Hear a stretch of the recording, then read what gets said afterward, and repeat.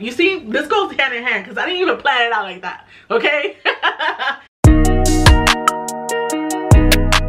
Does your hair look like this, or like this, or like this? But don't worry, your girl got you. If you've never been here before, hi, my name is Hydrolyzed. Welcome to my channel. I have transitioned to my natural curly hair for about, girl, how long has it been? Well, I've been all natural since April of 2020. Trust me, if I know how difficult this process is, it's me. I've been through it. So I'm gonna put you on to a couple of tips that's gonna help you transition a lot better. It's gonna be a lot more smooth, and you're gonna be that bad bee, okay? And girl, don't worry, because this is all a learning process. I'm still learning about my natural hair. It's definitely something that you're gonna continue learning as the time goes, what works for you, what doesn't work for you. You're gonna try out new techniques. That's like the cool thing about having curly hair, is like you don't really know what you're gonna get every time, and it's like a little game that you play with yourself.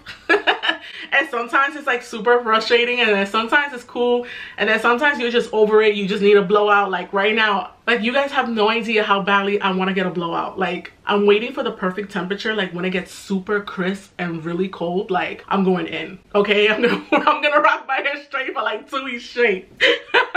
So let's jump into these tips, okay? So the first tip I have for you is to gradually transition. I know a thing or two about being impulsive. Like, I am a fire sign after all.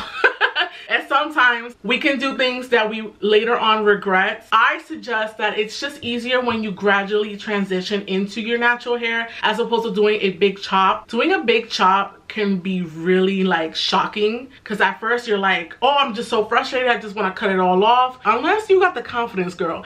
I know I didn't have the confidence. I had to like gradually do my transition, and then once I saw like my grow out, I was pretty comfortable with cutting it, even though I still was really scared to do it. I know for me, growing up Dominican, like I've always relaxed my hair. I always had my hair straight. That's just the culture. Listen, can't nobody tell us nothing. That's just how it was. Embracing my natural hair is a scary thing, especially when you don't know how to like even mess with your hair. You don't know how to style it. You don't know how to wash it right. You don't know how to do the proper steps. Getting used to a routine, which actually brings me into my next tip. But before we get there, I just want to finish off and say that like when you gradually slowly get into a routine and you start to like see your texture, and you kind of get like an idea of how to mess with your hair, how to like not mess with your hair, but you know what I mean, like how to take care of your hair. And also when you're gradually transitioning, you can like retain some length, you know? So I know for me, length is like really important. I don't know what it is. I think it's like a girl thing, right? Like we all want long, beautiful hair. I mean, there's girls out there that they really like the shorties. They love the bobs, but not all of us have that like face structure to like rock a bob. Yeah, gradually transitioning is definitely something that I highly recommend. So that brings me to tip number 2, which is having a curly routine. Just because you're transitioning, you could definitely start practicing how to have a proper routine. Now, when I say a proper routine, I mean like you're literally doing this 1 day a week, where you're taking the time out to wash your hair, condition it. If you want to do a mask, I suggest doing a mask, especially that you're transitioning, but it is very important. It doesn't even matter what kind of texture you have. What matters is that you're taking care of your hair and giving it that extra boost of like moisture or protein or whatever it might be. And I highly recommend getting like a trio. Like you can get like a Shea moisture product, like where you can get the matching, yeah, like the matching set. I was like, what's the word? But yeah, you can get like a matching trio. Like one of my favorites is the Power Greens line. You can definitely pick that up. I wasn't using that while I was transitioning, but that was like one of the first products I used as a just fully 100% natural girl. But yeah, I highly recommend that line. I really do enjoy their mask. Well, I enjoy the whole line. I like the shampoo, the conditioner, and the mask. I think it's really good. I even tried out like the little scalp thing that they had. I highly recommend that line. That line is pretty good, and it smells good, and it's affordable, and you can find it in like a Target, Walmart, Amazon, you name it. You name it. Anyways, girl, I know that you're going through like a weird phase, right? You have really nice curly roots, but then like your ends are like stringy, like mine right now. We'll get into it later, but anyways, there's not much cohesion going on, right? Is that the word? Yeah. You're going through like this weird looking phase where I'm pretty sure you feel ugly, right? Because I felt ugly all the time, but I also had my man. Thank you God for my man. He also made me feel really good. And don't worry, if you're single, girl, I'm telling you that you're beautiful. So I know that you can feel really off and like self-conscious or whatever, but this is the time for you to like, you know, take care of yourself. So get a styling routine going. This also leads me to my third tip. You see, this goes hand in hand because I didn't even plan it out like that, okay? So my third tip for you, wait, before we even get into the third tip, I want to finish off the second tip. Getting like a trio is awesome. It's good for you to have the same products. You don't really want to like experiment too much with different products. I mean, at first you're probably gonna have to like try to figure out what works for you. However, I do recommend you getting a good leave-in, because you're gonna need some type of like conditioning in your hair right now, especially that it's so fragile. And you definitely want to get yourself, you know, some sort of like holds, whether that's a gel or a mousse. That way I'm pretty sure you're gonna do a lot of slip backs. Right? So yeah, you're gonna need a couple of things for your collection, but you don't want to go too crazy, like I said. Yeah, that brings me up to tip number 3. So tip number 3 is experimenting with different hairstyles. Now, this is not the time to be doing crazy hairstyles, but it is a cool time to like have fun while you're at it, right? Like you want to experiment with like different hair accessories. Maybe you could get some hair clips. Maybe you can do, you know, like a cute little protective style that you never tried before. I don't want you to do something too crazy where you're really pulling and like, what's the word I'm looking for? Compromising. I don't want you to like compromise the integrity of your hair, especially that is so fragile right now. I'm just letting you know that the option is there. Like if you want to do like cute box braids, if you've never done it before, like I have never done it.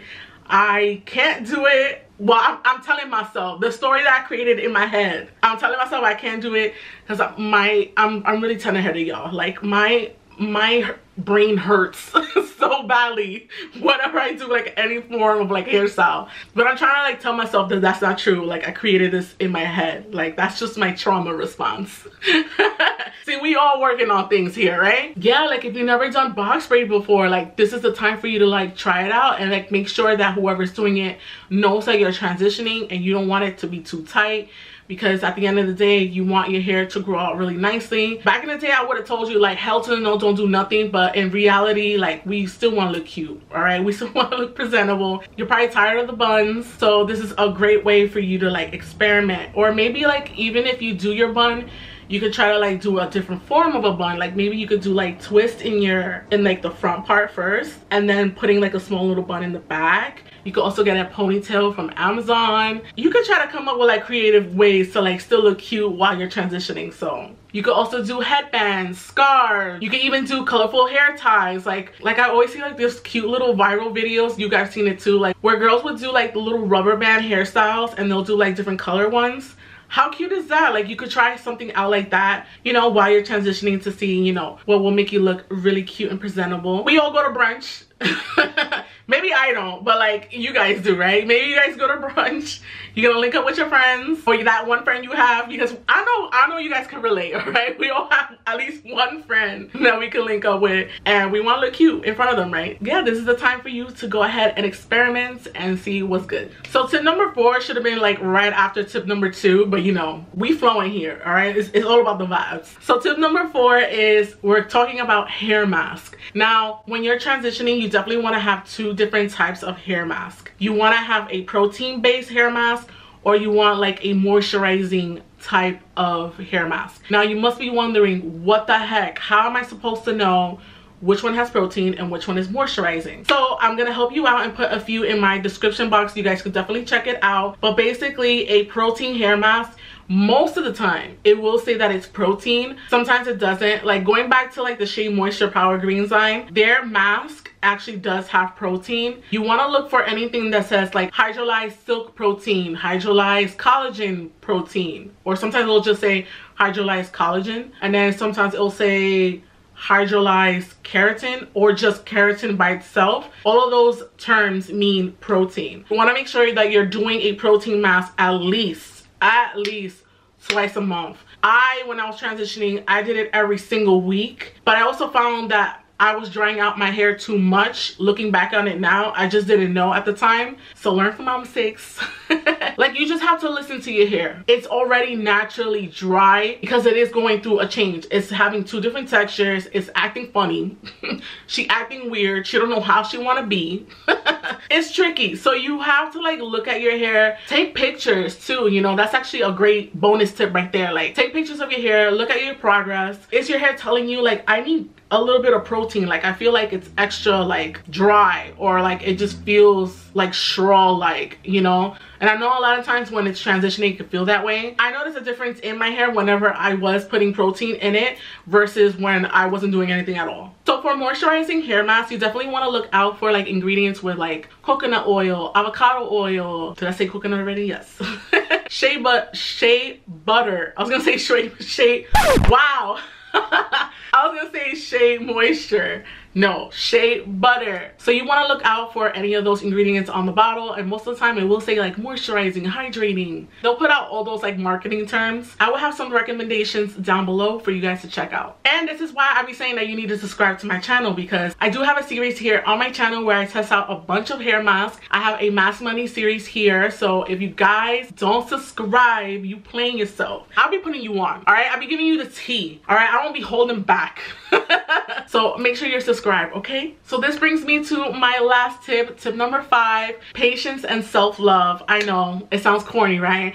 But I'm telling you, I feel like when you're transitioning, it's much more than just your hair. Like, you're also transitioning from within, right? I know firsthand how much I've changed as a person too after I let go of like my old self and my old habits. Because that's the thing, right? When you're transitioning to your natural hair, you're letting go of your old habits and you're forming new ones. So congratulations on that, because, and I'm being serious, like I know I'll be joking around on my channel a lot, but I'm just saying, like, you're trying to create better habits for yourself, and by doing this journey, you're really taking the time out for self-love and being more patient with yourself. And so with that being said, I know firsthand how much this means for you while you're going through this journey and this process. So I would recommend, like I said before in the other tips, like, take pictures of your progress.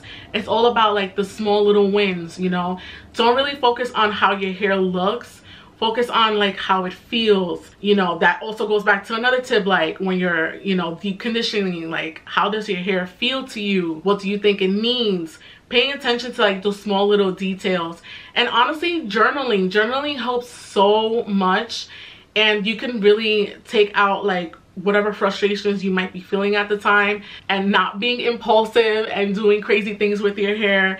That's definitely something I had to learn. Even now, as I'm fully natural, it's always going to be a learning process. You're always shedding your old self for you to become the person that you want to be. And you taking the time out to even watch this video, it shows a lot about your character and who you really want to show up as. You know, we're all in that era, right? Like, we want to be that girl, that it girl, like soft girl era. Like, we're all in it together, and we're all in this community together. And, you know, definitely look out for other girls who have curly hair. Watch, you know, curly hair content. Follow, you know, some influencers that you might see like on Instagram or TikTok. I mean, forget Instagram, go on TikTok. Be patient with yourself. It's gonna take some time. It took me a while. It took me almost 2 years to fully go and transition out and, you know, go fully natural. And now, you know, all this time has passed, and, you know, I did mess up my curls a little bit. She recovering though. She recovering. So yeah, you're gonna make mistakes, and that's okay. Just be patient with yourself. And like I said, you want to definitely look for girls that look like you. Go on Pinterest. You can find a lot of like little gems here and there for your journey. So yeah, just know that I'm very proud of you. You are taking the next step to being that girl, okay? You're showing up for yourself, and that shows a lot of strength within.